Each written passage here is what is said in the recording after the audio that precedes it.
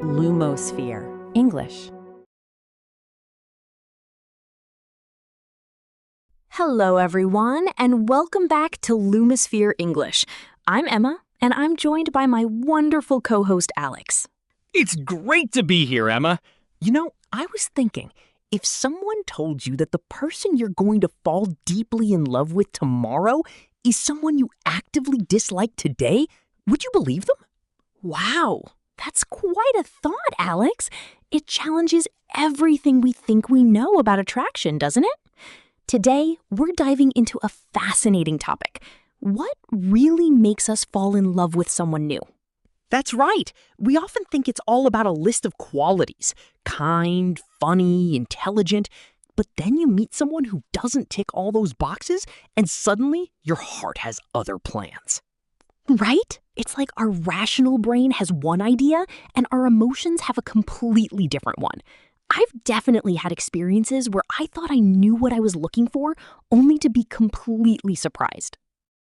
Me too. I used to believe that physical attraction was the absolute first step.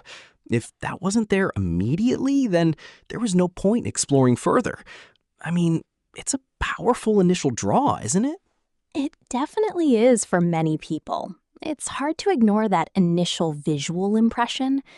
However, I've found that true attraction, the kind that makes you fall, can sometimes develop over time, even if the physical spark isn't intense at first. I'm not sure I fully agree with that. While deeper feelings can certainly grow, I think there has to be at least some level of physical pull from the beginning for it to truly progress into something romantic. Otherwise, it just feels more like a strong friendship, wouldn't you say?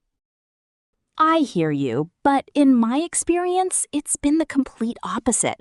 I've been drawn to people primarily by their wit or their passion for something, and the physical attraction followed. It wasn't absent, but it wasn't the primary driver from day one. I think a lot of it has to do with personality, actually. So you're saying personality can actually enhance or create physical attraction? That's an interesting perspective. Well, I suppose if someone's genuinely captivating, their overall appeal could definitely grow. Oh, for sure.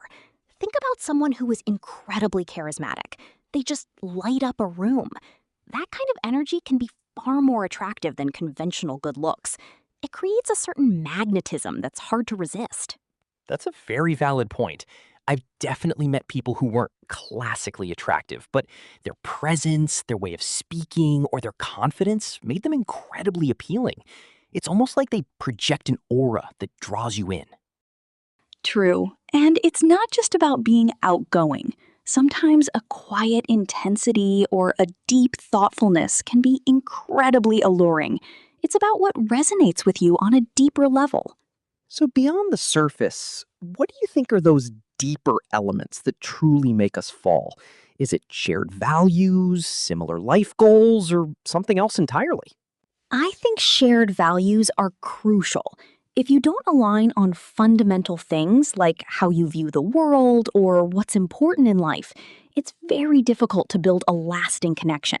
You might have fun, but you won't feel truly understood. I'd agree with that.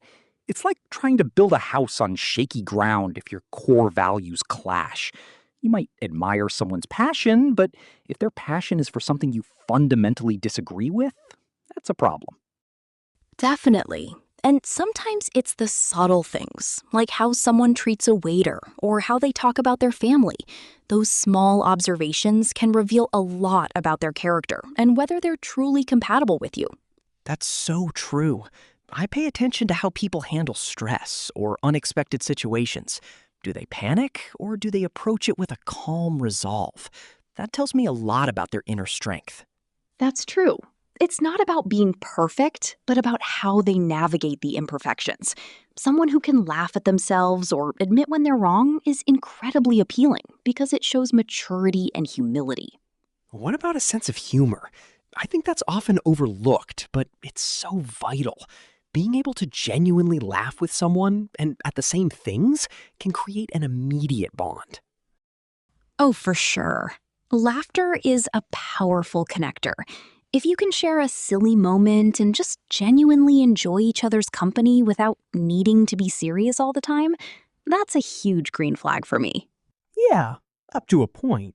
But what about those moments when you need to be serious? If someone can't switch gears and have a deep, meaningful conversation, then the humor might just feel superficial eventually. That's fair. It's about balance, isn't it? The ability to be lighthearted and deep. I think another factor that often makes people fall is a sense of shared experience, especially when facing challenges together. It forges a unique kind of bond. I completely agree. Think about a time you've worked on a difficult project with someone or navigated a tricky situation. The shared struggle and eventual success, or even just the mutual support, can create an incredible closeness. Yes, it's like you've been through something significant together, and that shared history becomes a foundation. It builds trust and a sense of camaraderie that's hard to replicate otherwise. It makes you feel truly seen and understood, I think. When someone has seen you at your most stressed or vulnerable and still respects you, that's a powerful feeling. It's almost like you're part of a secret club. Definitely. And vulnerability plays a huge role in that. Being able to open up and show your true self, imperfections and all, and still be accepted is incredibly attractive. It creates a safe space for genuine connection. It takes courage to be vulnerable, though. Many people are afraid to show their true selves because they've been hurt before or they worry about being judged. So when someone does, it's a profound gesture of trust. It really is. And that trust is a cornerstone of any deep relationship. I think we also tend to fall for people who make us feel good about ourselves, who encourage our growth, and who celebrate our successes. Oh, for sure. It's not about them constantly praising you, but rather creating an environment where you feel empowered to be your best self. Someone who genuinely champions your dreams is a rare find. That's it. They don't try to dim your light. They help you shine even brighter. It's an unspoken support that makes you feel incredibly secure and valued. I wonder if there's also a component of mystery, especially in the early stages. That sense of wanting to discover more about someone, peeling back the layers slowly, can be very compelling. That's interesting, Alex. I think there can be.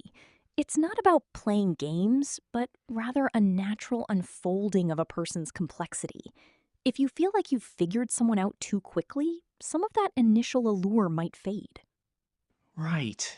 It's that sense of continuous discovery, like reading a really good book where each chapter reveals something new and keeps you wanting to turn the page. You're constantly learning, and that keeps the interest alive. That's a beautiful way to put it. And it's not just about what they reveal, but also how they react to new experiences or ideas. Someone who is open-minded and curious about the world is far more engaging. Definitely. And I think part of falling for someone is also seeing how they handle life's mundane aspects. Do they complain endlessly about small inconveniences, or do they approach them with a sense of calm resilience? Oh, that's a big one. It's easy to be charming on a first date, but how do they deal with a flat tire or a delayed flight? Those real-life scenarios are where true character is often revealed. Come on, do you really believe that, though? Sometimes people are just having a bad day. We can't judge them entirely on one stressful moment, can we? No, of course not on one moment, but if it's a consistent pattern, that's a different story. It's about their general approach to life's little frustrations. Do they have a generally positive outlook, or do they let small things overwhelm them? Fair enough. Consistency is key, I suppose. It's not about being perfect, but about showing up as your authentic self most of the time. Nobody wants to feel like they're dating a different person every week. That's right.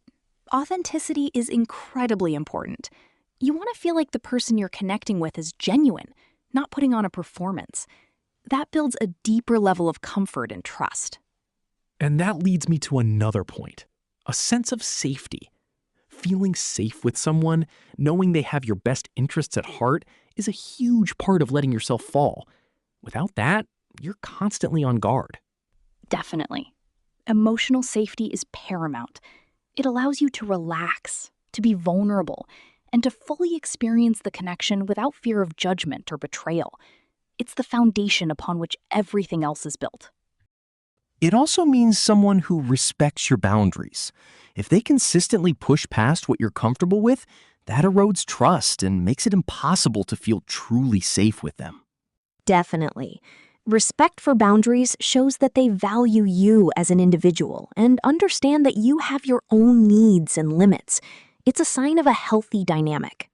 So, we've talked about personality, shared values, humor, shared experiences, vulnerability, and safety.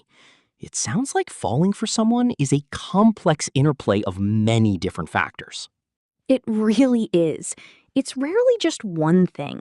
It's often a combination of these elements that creates that unique pull, that feeling that this person is truly special and meant to be in your life. I'd also add a sense of mutual admiration. It's one thing to be attracted to someone, but if they also admire something specific about you, it makes the connection feel much stronger and more reciprocal. That's a great point. Feeling admired for your unique qualities, not just liked generally, can be incredibly powerful. It validates who you are and makes you feel truly seen. It's like they appreciate the very essence of you, even the quirks or the parts you might sometimes try to hide. That kind of acceptance is incredibly freeing. And it fosters a deeper sense of self-acceptance too, I think. When someone else sees the good in you, it makes it easier to see it in yourself. It's a beautiful feedback loop. So, it's not just about what they bring to the table, but also how they make you feel about yourself. That's a crucial distinction. It's less about ticking boxes and more about the overall emotional experience. Precisely. It's about that intangible feeling, that sense of connection and belonging that transcends logical explanation. It's the magic that happens when two people truly resonate with each other. I wonder how much of it is also about timing. Could you meet the perfect person at the wrong time and nothing happens? Or vice versa? That's a really good question. I think timing is often underestimated. You could encounter someone wonderful, but if you're not ready for a relationship, or if you're preoccupied with other major life events, that connection might simply pass you by. So it's not just about finding the one, but also about being the one who is ready to receive that connection. It requires a certain openness and availability, both emotionally and practically. Indeed. If you're completely closed off, or if you have too much baggage from previous experiences, you might not even recognize a great connection when it's standing right in front of you. It's about the right person, at the right time, in the right place. And sometimes the wrong time can also be a learning experience. Maybe you meet someone, it doesn't work out, but it teaches you what you truly need and value in a partner, preparing you for the next person. That's a very positive way to look at it. Every experience, even the challenging ones, can serve as a stepping stone towards greater clarity and self-awareness in relationships. It's all part of the journey of understanding what makes you truly connect. So it seems like falling for someone isn't a linear process at all. It's messy, unpredictable, and deeply personal. There's no single formula. Absolutely not.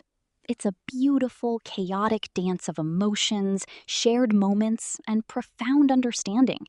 It's about finding someone whose presence makes your world feel a little bit more vibrant and meaningful. I love that. It's about feeling a sense of belonging, a feeling that you've found your person in the vastness of the world. It's a very human experience. It truly is. So many factors contribute to that undeniable pull, and often we don't even fully understand why it happens. It's often just a feeling. Well, this has been a really thought-provoking discussion, Emma. It makes you reflect on your own experiences and what you value. It certainly does. And it reminds us that connection is a complex, multi-layered thing, far beyond superficial lists. Indeed. Thanks for joining us today. Thank you, Alex. And thanks to all our listeners. We'll catch you next time.